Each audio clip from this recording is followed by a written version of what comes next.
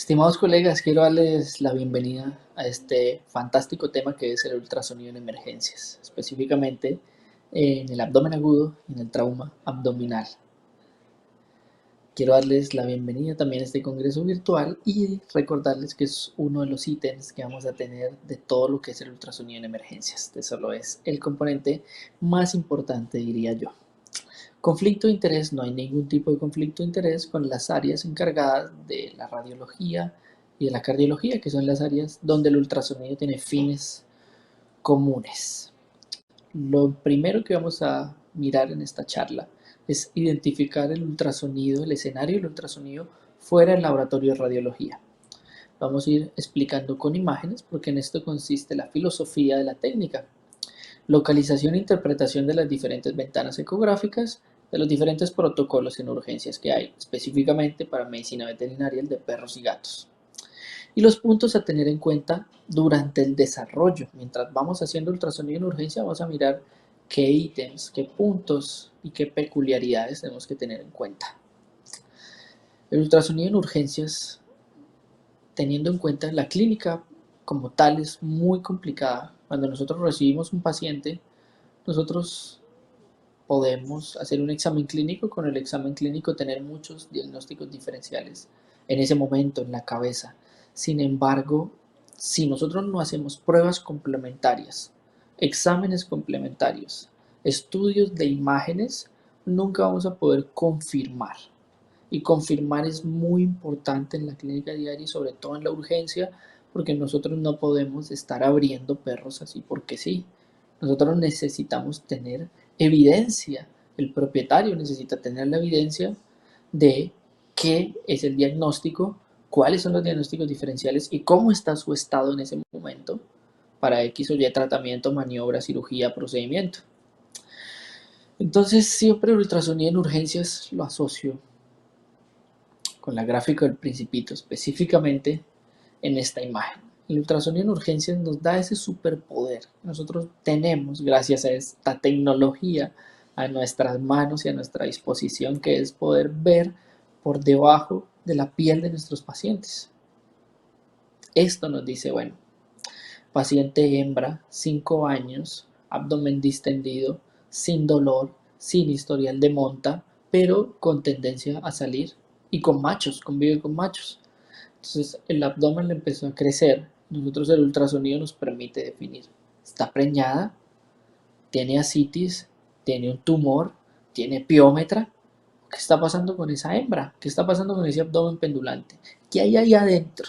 Lo que nos permite resolver el ultrasonido. Ojo, simplemente puede ser gorda y el ultrasonido no nos da a decir nada, todo va a estar normal. Por eso es importante la parte de prudencia y la experiencia de saber que pueden haber unos hallazgos que nos relacionen con algún tema, pero también puede que no. Y hay que seguir buscando y no es la única prueba que hay, no es la única prueba de imagen que hay, no es la única prueba complementaria que hay. Para eso también están los estudios de sangre, para eso también están las pruebas y demás pruebas de imágenes que hay. Simples y en la clínica diaria como los rayos X o complejas como el CT scan, la resonancia magnética, la angiografía, el angiotac. Todo esto es importante. Y nos evita esto, seguir trabajando en un paciente donde tengamos una sospecha clínica pero que nunca la confirmemos. Eso es como trabajar a ciegas, como ir caminando a ciegas por ahí. Por eso es importante el ultrasonido en emergencias y el ultrasonido en la clínica diaria, no solo en la emergencia.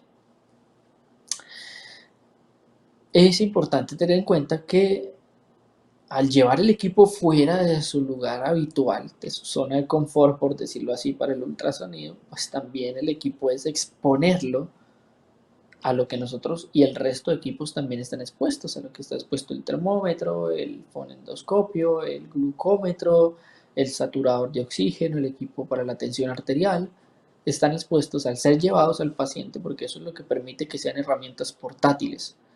Portátiles y desplazables quiere decir que se pueden poner al lado del paciente para el confort del paciente, sin evitar que ellos se desplacen. Pero también va a estar expuesto a las secreciones, fluidos, vómito, diarrea, sangre, líquidos y tener en cuenta que pues hay que tener un cierto cuidado por el equipo porque también se puede dañar. Vamos a hablar específicamente del protocolo AFAS del doctor Greg Lisandro para la evaluación del ultrasonido de abdomen. ¿Qué nos dice el protocolo? Vaya y revise 4 espacios específicos dentro del abdomen, en 4 puntos específicos en el abdomen, donde va a estar relacionado 2 órganos en específicos dentro de ese abdomen. Y de acuerdo a los hallazgos, pues haga lo que más pueda o interprete lo que más pueda. Eso nos dice el protocolo. Y aquí viene uno de los principales videos a tener en cuenta o imágenes a tener en cuenta en nuestros pacientes.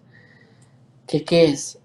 Podernos ya desprender y marcar la diferencia en lo que es el ultrasonido formal y lo que es el ultrasonido de emergencia. Este es un ultrasonido, este es un ejemplo de un ultrasonido formal. ¿Qué ejemplo? Porque el paciente se desplaza, se posiciona, se rasura, se somete y se puede realizar la prueba. Es una prueba diagnóstica, un ultrasonido es una prueba diagnóstica, de diagnóstico por imagen común y corriente. Esta no es el escenario, o este no es el escenario clínico del ultrasonido en urgencias, es este. ¿Qué pasa con este? En este, el paciente no depende del ultrasonido. El paciente depende de una reunión, del equipo de trabajo, de lo que esté haciendo cada uno, de la capacitación de cada uno y de más equipos que están dando como monitoreo, como soporte. Entonces, esta es la diferencia grande que hay en ultrasonido de emergencia. Y eso tiene que estar claro y partida esta división para que podamos entender y entrar al mundo del ultrasonido en emergencia. El ultrasonido no salva vidas, salva vidas la interpretación correcta, el equipo de trabajo, la implementación que nosotros tengamos a la hora de realizar el ultrasonido. Entonces, por eso es que es muy importante estos videos para marcar la diferencia que tenemos. ¿Por qué es importante las dos pruebas? Porque es una pregunta frecuente que hay, que es más valioso, que es más importante, que es más relevante. Los rayos X o el ultrasonido, y pues no hay ninguno. Cada prueba diagnóstica está diseñada para la ejecución en un momento determinado de cada paciente. Durante el transcurso de un momento determinado de la atención clínica o la atención de emergencia en un paciente, está determinada la prueba, ya sea rayos X, llámese CT scan, llámese ultrasonido. Que nosotros podemos tener equipo de CT scan en la clínica, pero si el paciente llega politraumatizado, no lo podemos llevar al CT scan de inmediato. El CT scan requiere que el paciente esté bajo anestesia.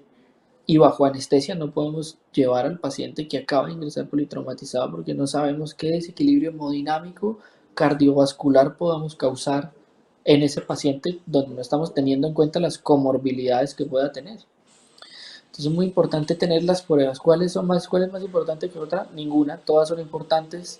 ¿Y qué es importante? Que al final del día tengamos las que más se puedan. No todas, pero sí las que más se puedan. Estos son dos pacientes, perro y gato, con abdomen, líquido libre en abdomen. El líquido libre en los rayos X forma una estructura, un patrón de silueta, donde ¿qué va a pasar? Va a tapar la ecogenicidad, la radiolucidez, perdón, la radiopacidad que tienen los diferentes órganos, entonces no va a dejar ver nada. Entonces el ultrasonido con ese líquido lo utiliza a su favor y mejorando la ventana acústica con ese líquido sí nos va a permitir diferenciar estructuras pese a que ahí está el líquido. Entonces nos va a decir, bueno, ese líquido que es una masa, ese líquido es ascitis, pero esa ascitis de dónde viene, cómo están sus riñones, cómo está el vaso, cómo está el hígado y órganos blancos. Los órganos blancos son grandes órganos que no van a tener tanto trabajo para el operador para su identificación. Aquí no estamos hablando de glándulas adrenales, no estamos hablando de ovarios, no estamos hablando de páncreas, no estamos hablando de estas estructuras que requieren mucha más técnica, equipo dependiente y operario dependiente que para otras. Y aquí viene la justificación grande. ¿Por qué hacer ultrasonido en urgencias? Pero ¿por qué hacerlo completo? ¿Por qué hacer un mapeo? ¿Por qué no hacer específicamente un protocolo? Y ya, porque el paciente de urgencias, las comorbilidades no solo pueden estar en abdomen, o sea, no puede ser una perra con piómetra y que también tenga un cálculo en el riñón.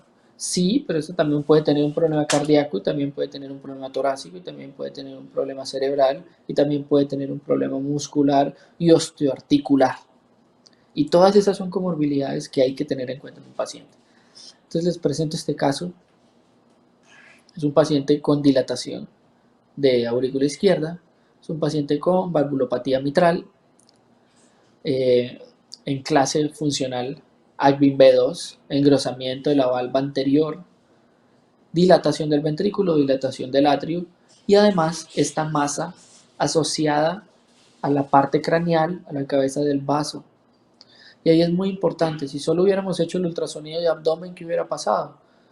O sea, está la masa y el paciente seguramente se programa para una exploración quirúrgica, una laparotomía exploratoria.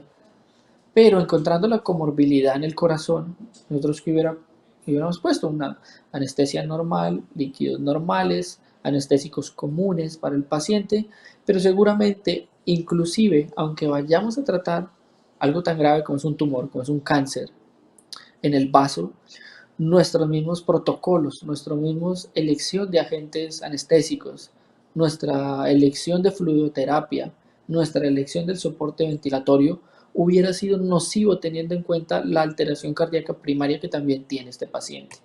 Por eso es muy importante. En el cuadrante hepatodiafragmático, entonces nosotros vamos a ver lo que es el hígado y el diafragma.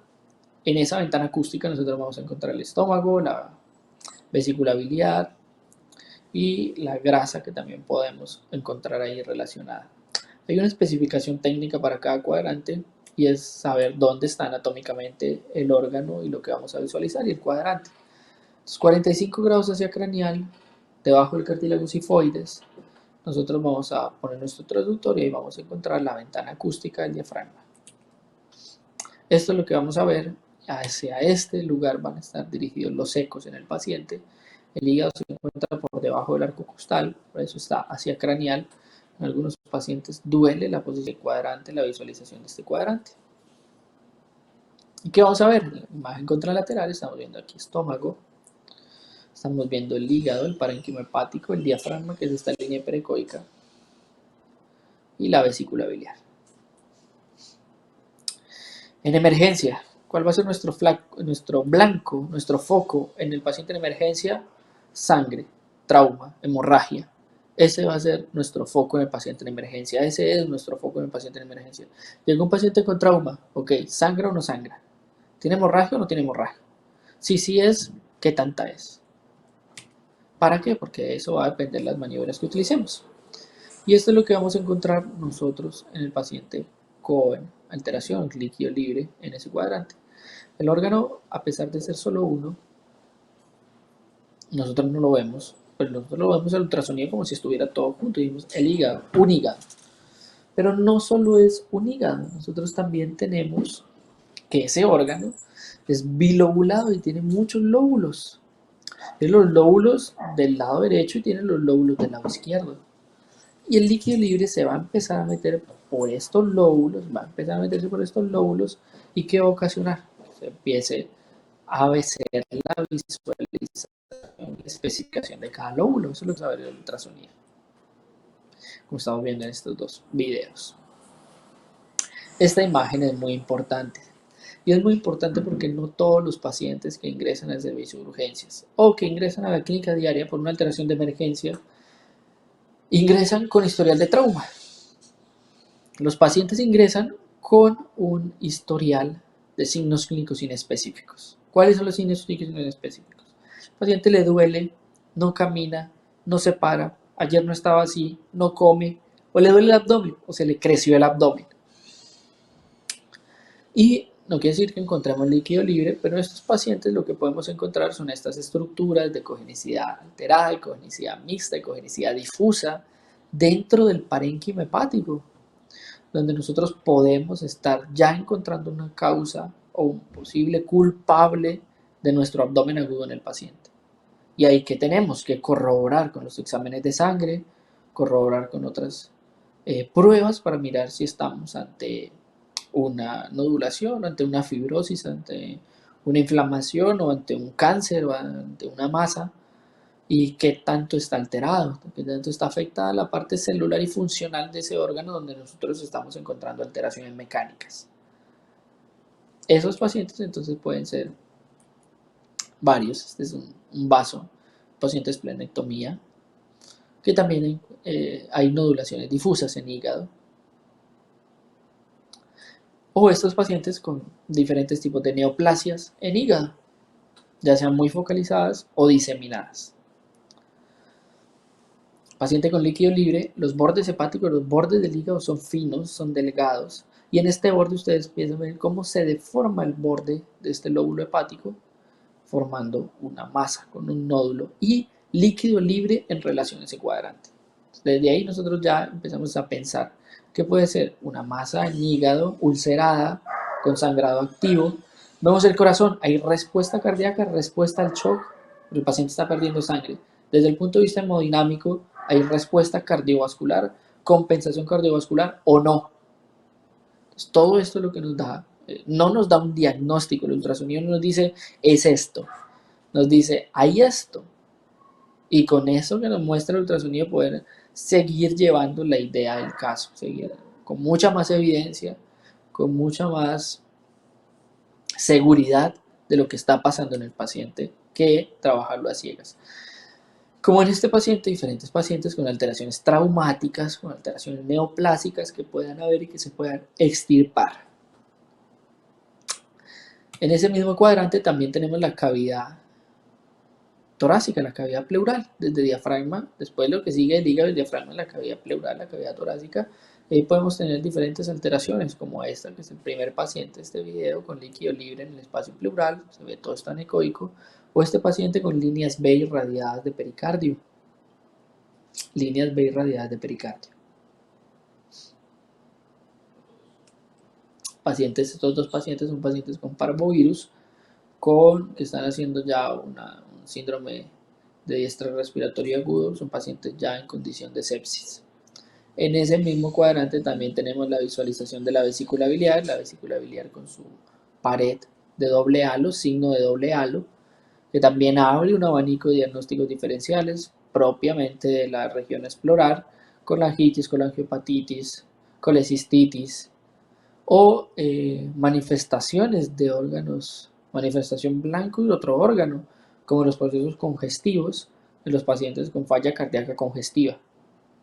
Y también la visualización de la vena cava caudal abdominal en ese mismo cuadrante para mirar su colapsabilidad en una línea de tiempo como este paciente. Buldo inglés con estenosis pulmonar, hipertensión pulmonar y con una vena cava caudal congestiva. O este paciente con un tumor, con una neoplasia, con una masa en la luz del atrio derecho.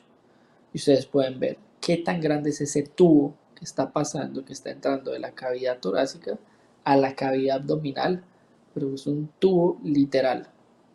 Y esta es la representación del sistema vascular. ¿Qué nos dice ese tubo negro dilatado, grueso, sin colapsabilidad, sin movimiento? El paciente 1 es una crisis congestiva y lo otro es que ese paciente no se va a favorecer o no se iría a favorecer de una terapia de fluidos, X o Y, la que se llama la terapia de fluidos. Está diciendo es que el aparato vascular del paciente que se encarga, son las tuberías que se encargan de todo el drenaje, todo el líquido que nosotros tenemos, los perros y los gatos tienen, está colapsado.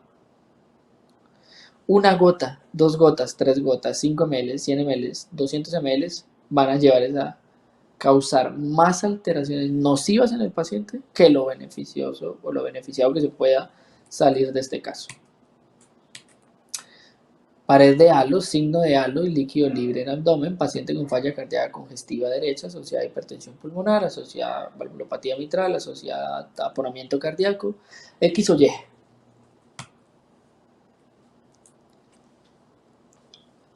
En este paciente también recuerden que estamos haciendo la visualización del hígado, y dentro del hígado el componente importante es la vesícula biliar, no solo su pared, sino también si tenga estructura hiperecoica en su interior que nos genere sombra acústica, como en los casos de cálculos biliares, o en estos casos cálculos que están en la vesícula biliar, pero que viajan al conducto biliar, al conducto cístico, lo obstruyen. Como en este caso estamos viendo específicamente en esta imagen, en este video, estamos sobre el cálculo. Si nos vamos más atrás en el paciente, más atrás en la imagen, más hacia craneal, hacia el hígado, lo que vamos a empezar a ver es todo ese conducto cístico, todo ese conducto biliar dilatado y la vesícula biliar dilatada con sedimento biliar. O en este caso ustedes pueden ver la vesícula biliar y todos estos focos anecoicos dentro del parénquima hepático, que son dilataciones del conducto cístico, del conducto biliar, por una obstrucción biliar. La vesícula biliar, también patologías primarias de la vesícula biliar, como es el mucocele biliar, el barro biliar, el sedimento biliar, que lo podemos encontrar en pacientes con patologías primarias. Ojo, muy importante eso, descartar, no solo descartar y tratar el mucocele biliar, sino descartarle sus comorbilidades, o sea, que se encuentra asociado, que casi siempre es patologías hormonales, Cushing, hipotiroidismo y diabetes, o edad o nutricional, que también puede ser. O en este caso, donde los linfonódulos se encontraban inflamados, reactivos, una linfomegalia, linfadenopatía regional, que estaba causando una obstrucción del conducto biliar, del conducto cístico, y que todavía puede ser resultado inflamatorio o neoplásico en un paciente felino de 5 años.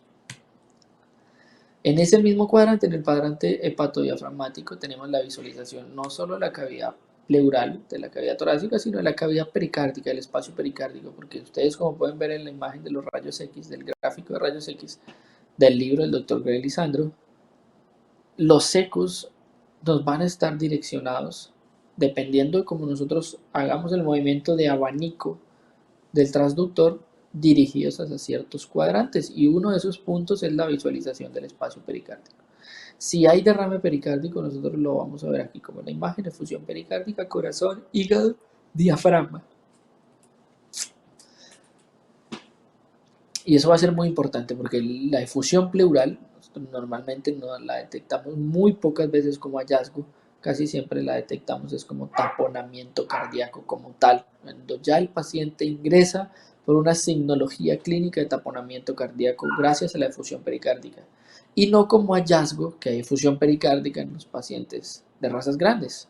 El paciente no se encuentra como hallazgo efusión pericárdica en un Golden Retriever de 8 años. ¿Qué se encuentra? Taponamiento cardíaco en un paciente que llega con crisis respiratoria, con síncopes, con desmayos por emergencia o urgencias. Ahí es donde se encuentra. Este paciente es un paciente dálmata de 3 meses en el cual hay una hernia peritoneo-pericárdica que está causando una cardiomegalia a los rayos X, está específicamente en la vista ventrodorsal, y estamos viendo que las vísceras en el ultrasonido, donde debería estar solo el corazón, tenemos intestinos dentro de ese espacio pericárdico que estamos comprobando en los rayos X. Hay un agrandamiento de la silueta cardíaca y parece un patrón como asas intestinales que corroboramos con el ultrasonido.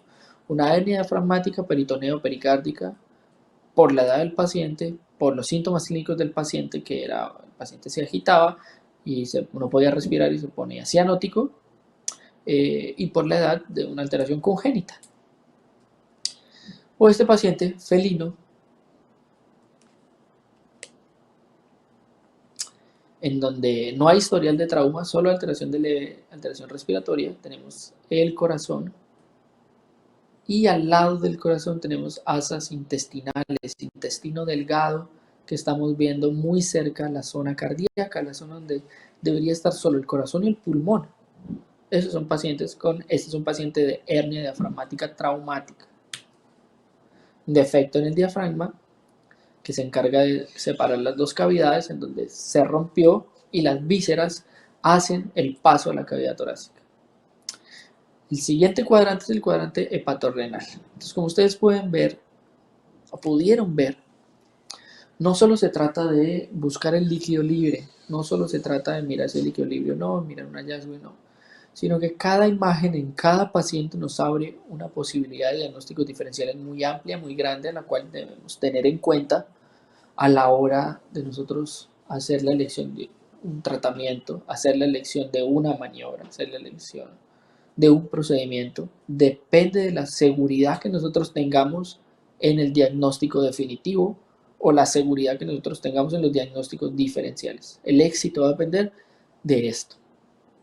El siguiente cuadrante es el cuadrante hepatorrenal. el cuadrante espleno-renal, perdón, donde los órganos a relación que vamos a encontrar en el cuadrante superior izquierdo va a ser el vaso y el riñón izquierdo. Ahí vamos a encontrar nosotros movimientos de abanico, donde estamos anatómicamente en este cuadrante, nosotros vamos a visualizar lo que es el riñón izquierdo y el vaso.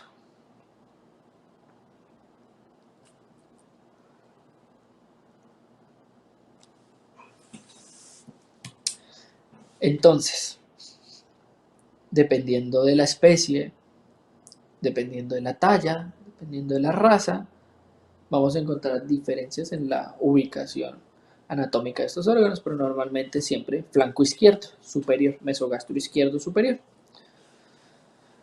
Y la evaluación va a depender de los conocimientos y la curva de aprendizaje de cada operador. Pero no olvidemos que hablamos de trauma y en trauma nosotros vamos a ver esto. Líquido libre, ¿cómo se ve el líquido libre? Anecoico, negro, un espacio negro que nos está permitiendo ver alrededor del riñón negro y cómo llega aquí el diafragma y parte de los lóbulos caudales, vemos 1, 2 y 3, como si llegaran a este nivel en la parte craneal del riñón izquierdo. Así se ve el líquido libre y esto es nuestro foco en trauma. El líquido no solo puede estar libre en esa zona, sino que también lo podemos encontrar asociado a otras estructuras, como en este caso, paciente felino con insuficiencia renal crónica. Usted puede ver la ecogenicidad del seno renal, el aumento de la ecogenicidad cortical y el líquido subcortical entre la corteza y la cápsula renal. Aquí está el líquido. Ahí van a ver patologías propias de la zona, cursando con signos clínicos inespecíficos, vómito, diarrea, decaimiento, como en este paciente felino con alteración de su SDMA, boom creatinina, cálculos renales, nefrolitos que pueden aparecer, que puede tener un paciente al cual sea candidato. Sobre todo, muy importante, la gente a veces solo revisa la vejiga y encuentra cálculos en la vejiga y opera la vejiga. Y es muy importante que cuando encuentren estos hallazgos revisen la vía urinaria completa, la vía urinaria alta, como el uréter y el riñón.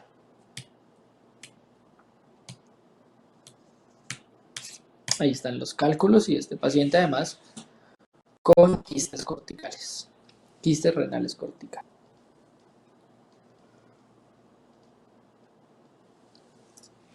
Ok, aquí tenemos 3 diferentes pacientes que ingresaron por urgencias en esta imagen específicamente, felinos. 1 y 2, dos pacientes. Aquí está el riñón y en el riñón empezamos a ver estos focos hiperecoicos en la corteza polo craneal del riñón. En el video del medio, más hacia la parte medial del riñón, focos anecoicos corticales. Son pacientes con quistes renales. Además, paciente con quiste renal y efusión pleural. Este era el motivo de consulta. En realidad el paciente ingresa por crisis respiratoria porque no puede respirar bien. Líquido libre en el tórax está lleno de líquido, donde deberían estar los pulmones aireados, pero como comorbilidad se encuentra el quiste renal de gran tamaño. Este es un paciente ya crónico, paciente de 19 años, felino, suficiencia renal crónico. Estos son sus riñones, quedan convertidos casi a vesículas, a vejigas con líquido. Entonces ahí no hay parte funcional, no hay nefronas que puedan hacer la función del órgano. Este es un paciente con un quiste renal de gran tamaño, cursando con abdomen agudo, con dolor abdominal, el cual se drena por la laparoscopía.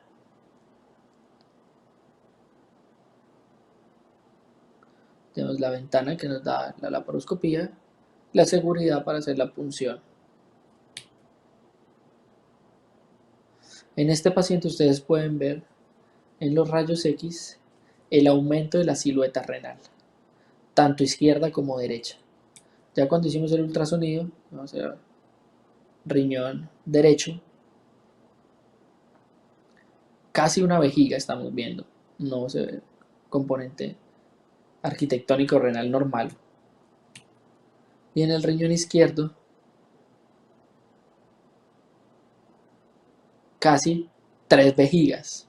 Son pacientes con quistes renales gigantes. Para sorpresa de todos, pacientes con actividad celular renal normal, SDMA normal, parcial de orina normal, bunicreatinina normal.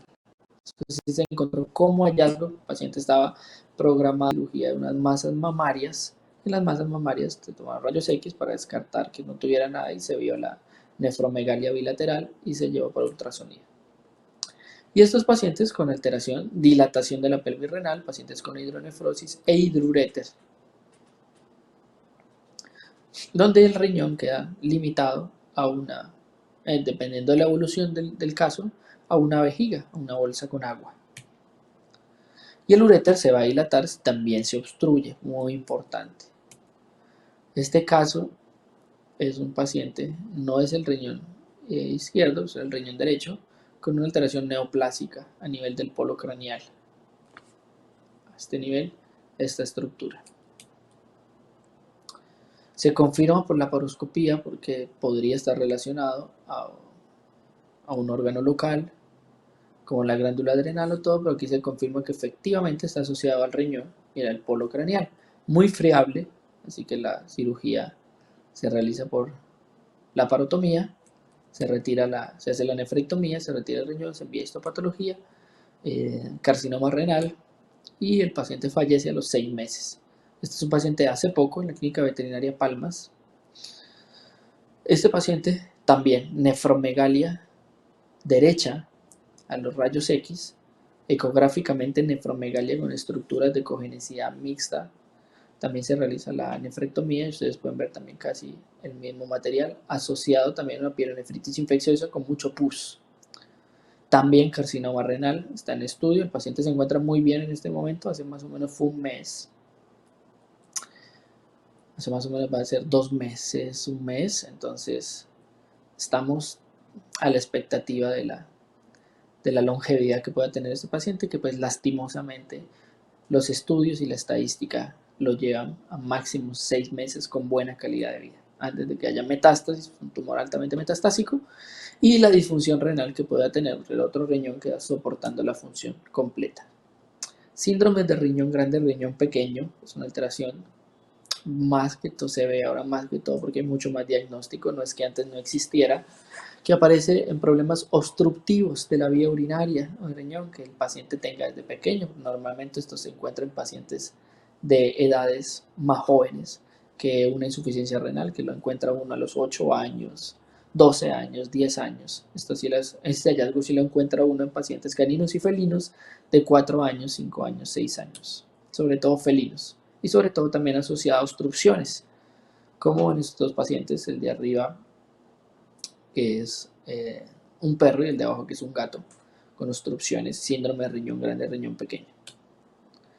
Dilatación de la pelvis renal y el uréter, así se ve en una imagen, dilatado el uréter renal y dilatado la pelvis renal.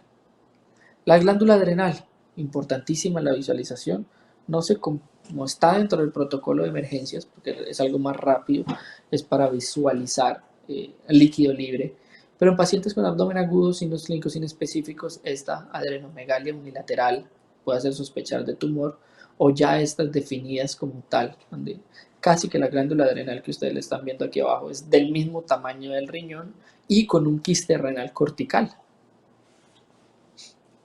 En un paciente con síndrome de Cushing diagnosticado y tratado. Pero es importante para definir si es dependiente de glándula adrenal o dependiente de hipotálamo, de hipófisis. En ese mismo cuadrante también está la visualización de asas intestinales para mirar patologías como neoplasias de intestino, cada vez se ven más, o que es un órgano, la víscera, dentro de otra víscera, que son casos de intususcepción, pacientes con patologías primarias que causen alteración del peristaltismo intestinal, como las entidades virales gastroentéricas, o pacientes con otros tipos de intususcepción secocólica, como en el síndrome del ciego invertido, que es este caso, en donde el ciego sale dentro de la luz intestinal. Se produce la intususcepción secocólica, la cual se libera es liberada la intubación. El diagnóstico es tanto ecográfico como por medio de colonoscopia. Y los diagnósticos diferenciales también puede ser el cáncer. Dan pacientes muy jóvenes con diarreas crónicas sin resolver. Ahí ya liberada la intubación, pareciera que hubiera algo por dentro, se hace la incisión, se libera el ciego, se realiza el corte del ciego respetando la válvula secocólica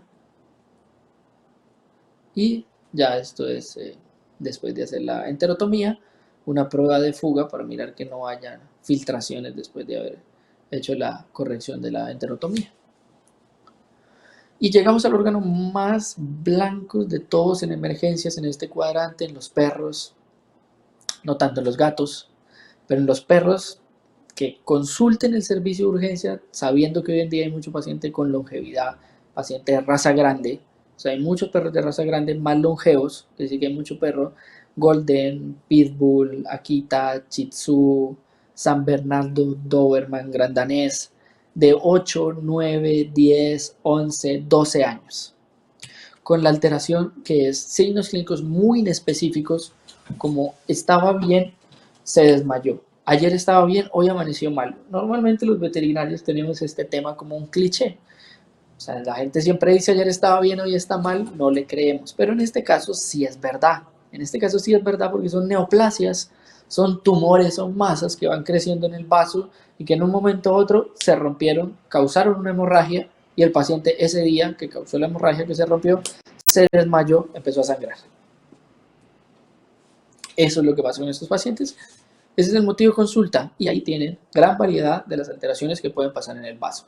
La primera imagen superior en sus pantallas, superior derecha, y viéndola así de frente, superior izquierda, son vasos normales, entre comillas. El primero es con una torsión esplénica. Ya después de liberar la torsión y hacer los cortes, pues el vaso pierde toda la sangre y vuelve a su tamaño normal. Normalmente la torsión esplénica causa una esplenomegalia que la vamos a ver más adelante. Y la parte de abajo de ese mismo vaso, un paciente con trauma esplénico. Solo son las dos lesiones que se ven, tanto en el polo craneal, en la cola del vaso como en la cabeza del vaso, las dos lesiones que se están viendo. Uno se imagina que para que haya una hemorragia, el vaso se tiene que partir por la mitad. Y no, el vaso es un reservorio de glóbulos rojos que ante la mínima injuria en su parénquima externo va a causar una hemorragia. Como este paciente con un abdomen agudo, con hemoabdomen, con desmayos que ingresó por urgencia con esta alteración. Y de ahí para allá vienen neoplasias, hematomas, cáncer, benigno, maligno, metastásico, primario, que puede sufrir el vaso. Pacientes de raza grande, raza mediana, este era un paciente Shih Tzu, que están viendo que parece el vaso normal en la parte de abajo y la neoplasia crece como un árbol, la parte hacia arriba es un paciente pincher de 8 años, el que está arriba de él es un paciente Shih Tzu de 5 años. Entonces no es pacientes de raza grande y viejos, sino el vaso es un órgano blanco en cualquier paciente. Por eso es importante la evaluación y evitar esto, la ruptura, porque cuando hay ruptura ya estamos perdiendo. Por eso la medicina preventiva es mucho más específica y es mucho mejor que la curativa. Ya cuando el paciente llega así, ya es fácil saber que tienen urgencias. Lo difícil es su manejo, su pronóstico, su evaluación, su seguimiento. Pero poder identificarlo previo, poder identificar previa a la masa, hacer la punción, hacer la biopsia, saber qué tipo de tumor es, saber qué comorbilidad tiene, estar evaluando su crecimiento, estar evaluando que no se rompa. Eso es lo más importante para la familia. Y eso es lo que hay que motivar a las familias a que realicen con sus mascotas. Y no que se le rompió, se desmayó y llegue por urgencias. Porque ahí va a haber muchas más complicaciones. Este es un perrito con imágenes sensibles, para las personas que lo estén viendo tengan mucha precaución. Paciente con hemoabdomen, así llega. Se rompe el vaso, hay una hemorragia, hay un abdominal, el paciente está en crisis, la mayoría de los pacientes ya ingresan casi en arresto, en paro cardiorrespiratorio, entran en parada cardíaca, entonces lo difícil que es trabajar en un paciente en reanimación mientras están haciendo una cirugía correctiva de la hemorragia abdominal. Esto genera bastantes desequilibrios, pero hay que seguir luchando por el paciente. Este paciente se llama Tachi, el servicio de urgencias de la Clínica Veterinaria Canicat en Bogotá, Colombia.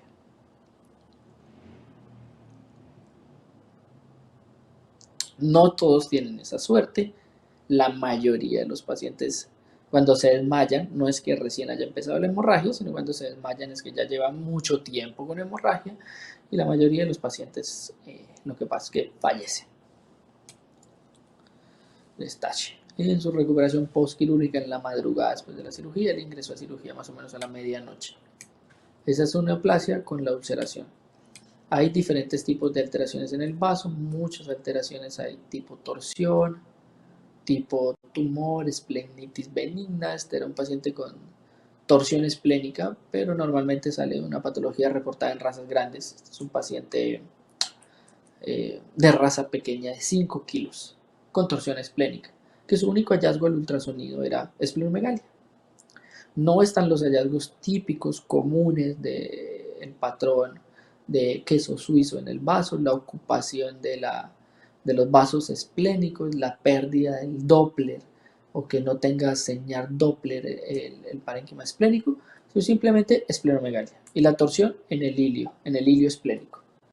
Y esa vasculitis local que se ve en muchos de los pacientes que los predispone a sufrir de tromboembolia pulmonar y secundaria a esa alteración vascular. Remolino del linio esplénico, alteraciones torsión y neoplasia, torsión secundaria y no neoplasia, y llegamos a este que es Louis, un gran danés de 4 años, en la clínica veterinaria Vetplayas. Un gran danés de 4 años con 85 kilos, que ingresa por abdomen agudo, pero el abdomen agudo no es me duele el abdomen, es un paciente que no quiere comer, que a la palpación el abdomen se le nota pesado, rígido, en tabla, que ingresa a las 12 de la noche. Ingresa a las 12 de la noche y el paciente al ultrasonido esplenomegalia, sin alteraciones de torsión. Ese es el vaso de Louis. Desde mi punto de vista personal, es uno, el paciente más grande que he atendido, y dos, el vaso más grande con la torsión más difícil que ha salido. Y poder solucionar esto a tiempo es importante. Es importante saber a dónde podemos remitir estos casos, porque no es que nos llegue en la noche y que nosotros tengamos nuestro consultorio abierto 24 horas, pero la idea es también poder resolver el caso. No tiene idea encontrar el foco del dolor y dejarlo en el paciente. O sea, el paciente no se puede programar a menos de que tenga una complicación muy fuerte, que si tiene una complicación fuerte, seguro, téngalo por seguro que la está causando el síndrome compartimental abdominal por la esplenomegalia y que no va a servir de nada tratar de compensar, sino que lo que necesita es la descompresión mecánica para controlar todo el síndrome vestibular. Louis casi rompe la mesa del quirófano. Este es un paciente con trauma, post-trauma, ya el siguiente día de la evaluación, tenía historial de trauma, se atendió, no sé, el ultrasonido y después se revisó el ultrasonido en la clínica veterinaria del 38, el doctor Iván. Al inicio de la exploración del primer ultrasonido barrido rápido no se encontró nada en el vaso, después se encontró este hallazgo, que es un hematoma esplénico. Tiene mucho riesgo y pone en riesgo la vida del paciente porque ese hematoma esplénico en cualquier momento se puede explotar, reventar, lesionar y causar una hemorragia. Es importante el monitoreo y su diagnóstico adecuado. Y así como ustedes pueden ver, hay infinidad de pacientes, infinidad de alteraciones, infinidad de problemas con el vaso. A ese nivel también pues, ustedes pueden encontrar la visualización del intestino, las asas intestinales y pues, los cuerpos extraños que también los perros y los gatos comen absolutamente de todo. Unas recomendaciones antes de entrar a un cuerpo extraño, si es obstructivo, hacer la descompresión gástrica que facilite el manejo quirúrgico y las maniobras quirúrgicas de la cirugía. Sobre todo que evite los riesgos anestésicos y las comorbilidades anestésicas que pueda tener el paciente. Paciente hembra, riñón, ovarios poliquísticos, el doctor Enrique Vallejo de la Clínica Veterinaria Canicat, quiste ovárico izquierdo, o este paciente ante sus rayos X abdominales simplemente se ve un signo de silueta, el ultrasonido es para ver si es líquido o si no es líquido, si ver qué hay. y no se define absolutamente nada ni se asocia a nada, simplemente se encuentra una masa de gran tamaño, causando hipertensión abdominal. Estamos haciendo la medición de la presión intraabdominal mediante la técnica vesical. Esta es la masa que estaba asociada a intestino, con adherencias a todo el intestino, una masa de gran tamaño, con este contenido en el centro, que era el que se veía el ultrasonido, que implica que para que su retiro se haga una incisión en T, que también va a generar bastante dolor en el paciente. Es importante ahí tener en cuenta hacer bloqueos, tratar de disminuir el máximo dolor que se pueda en los pacientes. Estamos entonces en el cuadrante cistocólico. Hasta ahí todo lo que fue la evaluación del protocolo de ultrasonido en emergencias. No sé si tengan alguna duda, igual me pueden escribir. Este es un tema que ustedes lo pueden encontrar en cualquier libro. Ya hoy en día, gracias a Dios, hay muchísima literatura y lo bueno es que con la práctica en el día a día que ustedes lo hagan, se van a encontrar más y más y más y más y más y más y más hallazgos que ustedes dicen qué es, no sé qué es, y que son cosas fascinantes y que sobre todo al final del día lo que tratamos es de poder ayudar a los pacientes que ingresan con todo esto, que antes los dejábamos solo a la palpación abdominal, no sé si le duele, pero ¿qué será? ¿Que tendrá analgésico, no analgésico, antibiótico, no antibiótico? Sino que ahora podemos utilizar este superpoder que tenemos a la mano como es el ultrasonido y ayudarlos.